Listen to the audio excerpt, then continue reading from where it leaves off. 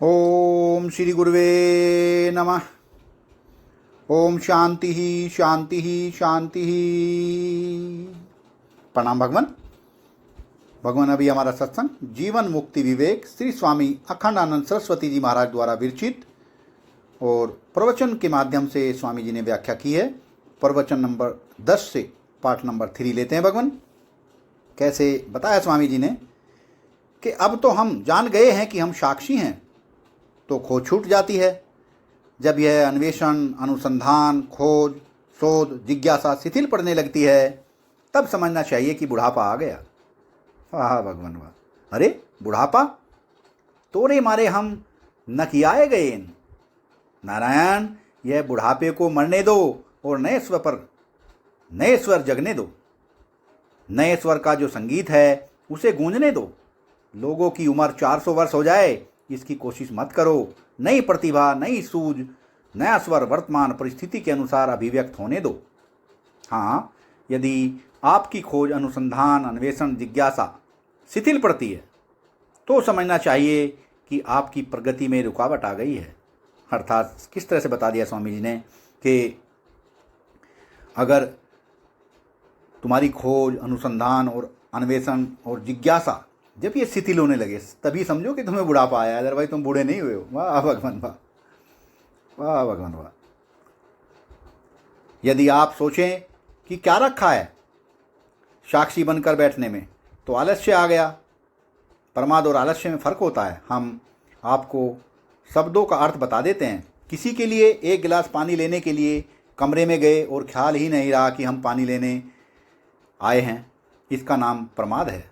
अच्छा, यह तो रहा कि पानी पिलाना है, फिर सोच लिया कि अभी इतनी जल्दी ही क्या है, थोड़ा सा कुछ और काम कर ले, 5-10 मिनट बाद ही पिला देंगे, इसका नाम आलस्य है। इस प्रकार आपके साक्षीपने में जागृत रहने में 2 विघ्नों पर आप ध्यान रखो। जिज्ञासा की कमी और आलस्य का आना। आलस्य अर्थात साधन में रस न आना। कुत्ते को जहाँ रोटी मिलती है वहाँ समय पर पहुँच जाता है। चिड़ियाओं को जहाँ पर रोज़ चारा मिलता है वहाँ समय पर चुगने के लिए पहुँच जाती हैं। अगर तुम्हारे मन को साधन में रस मिलता है तो वह आलस्य कैसे कर सकता है। वाह भगवान वाह, किस तरह से मन की तुलना कर दी है कुत्ते और चिड़ियाओं से कि यार, कुत्ते भी अपनी रोटी लेने पहुँच जाते हैं टाइम से, जहाँ समय पर उन्हें पहुँचना होता है, चिड़िया भी पहुँच जाती है। तो क्या तुम्हारा मन ऐसा नहीं है कि तुम जहाँ साधना में रस मिलता है वहाँ टाइम से पहुँच जाए, आलस बिना किए हुए। वाह भगवान वाह, वाह भगवान वाह। एकदम अंतःकरण को झकझोर करके रख दिया स्वामी जी ने। कुत्ते से और चिड़ियाओं से तुलना कर दी है मन की। वाह भगवान, कैसे बताया, दोबारा से दोहराते हैं भगवान। कुत्ते को जहाँ रोज़ रोटी मिलती है वहाँ समय पर पहुँच जाता है। चिड़ियाओं को जहाँ रोज़ चारा मिलता है वहाँ समय पर चुगने के लिए पहुँच जाते हैं। अगर तुम्हारे मन को साधना में रस मिलता है तो वह आलस्य कैसे कर सकता है। यदि आपको अपनी प्रेयसी से, प्रेमिका से कहीं मिलना हो तो कितनी जल्दी नींद टूट जाएगी। देखो, यह आलस्य वहाँ आता है जहाँ लस नहीं होता। लस माने रस, लय और रय एक ही हैं। असल माने अरस, अरस। आलस्य माने अलसपने, अरसपने, अरसपने का भाव। आलस्य वहाँ आता है जहाँ आपको स्वाद नहीं आता। अच्छा, एक और बात देखो, जब आप साक्षी होकर बैठते हैं तब एक गहरा दोष आने की संभावना रहती है। वह क्या, मन में जो यह भोग की इच्छाएं होती हैं वह तो मन में होती हैं, मुझ साक्षी के साथ तो इनका कोई संबंध ही नहीं है। यदि यह मन भोग करे तो इसमें क्या हानि है। आपको क्या बताया, खोज की कमी और अभ्यास में आलस्य का उदय। यदि मन में भोग की लालसा रहती है तो रहने दो। एक और होता है, मन भजन करने के लिए अगर बैठता है तो नींद आ जाती है। हमारे एक महात्मा थे, उनका बेटा जरा बड़ा था, उड़िया बाबा जी के सामने ही बैठे बैठे पेट पर ऐसे लटक जाते थे और उनकी सांस खर्र खर चलने लगती थी।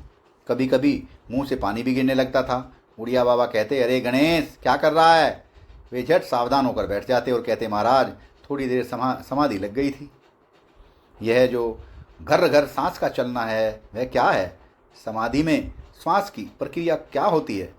मन की एकाग्रता में सांस की गति धीमी पड़ती है, वह घर घर नहीं चलती है। अच्छा, एक और बात, यदि हम आपको समाधि की और सुषुप्ति का फर्क बतलाने लग जाएंगे तो बात दूसरी हो जाएगी। समाधि में सांस बढ़ती नहीं है, नींद में सांस बढ़ती है। समाधि में भोजन पचता नहीं है, नींद में भोजन पचता है। समाधि में खून बहुत कम निकलता है, नींद में खून दौड़ता है। समाधि में बाल बढ़ते नहीं हैं, सुषुप्ति में बढ़ते हैं। यह बात पहचान में आ जाती है कि यह व्यक्ति साधन करते समय सो जाता है कि सचमुच में समाधि लगानी है। समाधि लगती है। अच्छा, समाधि लगाते समय स्वाद आने लगता है, तब भोक्ता बन जाते हैं, तब साक्षी नहीं रहते। और एक शून्यता का अभिभार होता है जिसमें आत्मसत्ता रहने पर भी अप्रतीति सी होती आती है। इन सब विघ्नों से बचकर के परमात्मा की ओर अग्रसर होने के लिए साधन के मार्ग में आगे बढ़ने के लिए प्रयास करना चाहिए। मृत मुक्ति के लिए नहीं, सधो मुक्ति के लिए। हमें एक महात्मा ने पूछा कि महाराज यह सब क्या मामला है? यह सालोक्य, सामीप्य, सारूप्य, सायुज्य है ना? यह सब क्या झगड़ा है? मुक्ति कितनी तरह की होती है? वह विशिष्ट द्वैत संप्रदाय के अनुयायी थे, भक्त थे, बड़े भक्त। उन्होंने कहा, हम मुक्ति बहुत नहीं मानते हैं, एक ही मानते हैं। श्री रामानुजाचार्य के मत में मुक्ति एक ही है, सायुज्य के सिवाय कोई मुक्ति नहीं है। वेदांतियों के मत में क्रम मुक्ति, सधो मुक्ति, जीवन मुक्ति, विधेय मुक्ति, ये सब क्या गपड़चोद है? वाह भगवान, किस तरह का वाक्य ले लिया, गपड़चोद है। तो जो अपनी असली अच्छे वेदांती हैं, उनका कहना है कि मुक्ति माने सधो मुक्ति, अविद्या निवृत्त समकाल मुक्ति। एक ही मुक्ति है जिसको केवल्य बोलते हैं। चाहे व्यवहार में रहें, चाहे व्यवहार मिट जाए, लेकिन मुक्ति एक ही है और वह है आत्मा केवल्य। केवल्य बोध नहीं, केवल्य बोध तो अविद्या की निवृत्ति के लिए है। केवल्य बोध तो पैदा होता है और अविद्या की निवृत्ति करके मिट जाता है। केवल्य जो है वह मुक्ति का स्वरूप है, अविद्या निवृत्ति से उपलक्षित, अविद्या की निवृत्ति का अधिष्ठान। अविद्या का जो अभाव है वह अपने अधिष्ठान आत्मा से जुदा नहीं है। आप स्वरूप में ही बंध की अपेक्षा से मुक्ति नाम आरोपित है। आत्म स्वरूप में ही बंध की अपेक्षा से मुक्ति नाम आरोपित है। आत्मा के स्वरूप में न बंधन है न ही मोक्ष है। बंधन ही मोक्ष का भेद और आत्मा में नहीं है। अब आओ, पहली बात यह है कि धर्मशाला का यह कमरा छोड़ना है। वाह भगवान, धर्मशाला अर्थात काया को धर्मशाला बताया स्वामी जी ने। अब आओ, पहली बात यह है कि धर्मशाला का यह कमरा छोड़ना है, यह सलाएं छोड़नी है, इस रोग को मिटाना है। जो जरा साफ करके मिटाओ, इसको स्वच्छ करके निर्मल करके मिटाओ। पहले अशुभ वासनाएं निवृत्त होनी चाहिए। अच्छा, अगर आपके मन में यह शंका हो कि अभी हमारी वासनाएं निवृत्त हुई हैं कि नहीं, तो आपकी यह शंका ही आपके मन में वासना की उपस्थिति का लक्षण है। वाह भगवान, अगर आपके मन में यह शंका हो कि अभी हमारी वासनाएं निवृत्त हुई है कि नहीं, तो आपकी यह शंका ही आपके मन में वासना की उपस्थिति का लक्षण है। अतएव यदि मन में शंका हो तब भी अशुभ वासना मिटाने का प्रयास करना चाहिए। यदि आपको 5 माला जप करना हो और 5 माला पूरी होने पर आपके मन में यह शंका हो कि 4 माला हुई हैं कि 5 माला हुई हैं, तो आपको क्या करना चाहिए? आपको 1 माला जप और कर लेना चाहिए। आपके मन में 4 माला होने की जो शंका है वह तो मिट जाएगी और 6ठी माला का जप हो जाने से आपको कोई पाप नहीं लगेगा। वह तो और अच्छा काम हुआ। यदि संदेह हो तब भी आपको अच्छा काम करना चाहिए। यदि 5 माला पूरी नहीं हुई थी और एक और करने से वह पूरी हो जाएगी। यदि 5 माला का जब पूरा हो चुका था तो 1 माला बढ़ा लेने से कोई दोष नहीं लगेगा। सत्संग को विराम देते हैं भगवान।